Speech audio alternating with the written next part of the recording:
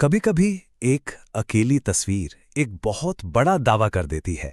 ऐसा ही एक दावा है कि एक मंत्र साइंटिफिकली दुनिया का सबसे शक्तिशाली मंत्र है।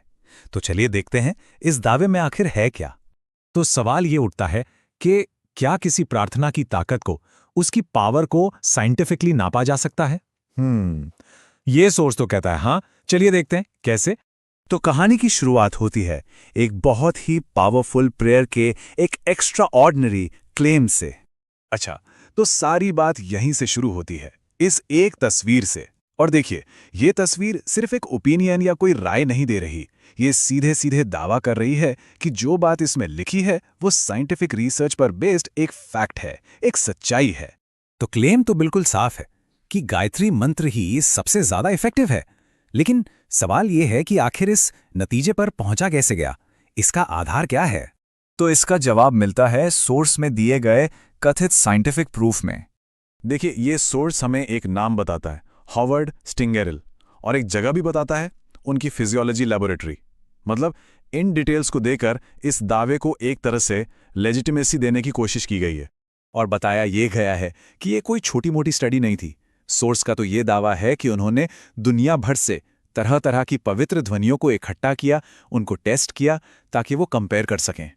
तो इतने सारे टेस्ट्स के बाद, इतने कंपैरिजन्स के बाद आखिर हाथ क्या लगा, क्या मिला इस रिसर्च में? और यहीं पर आता है इस दावे का सबसे बड़ा आधार, 1,10,000 साउंड वेव्स। ये रहा वो नंबर, 1,10,000 साउंड वेव्स प्रति सेकंड। सोर्स के हिसाब से बस यही वो एक नंबर है जो सब कुछ साबित कर देता है। तो इसका मतलब क्या हुआ?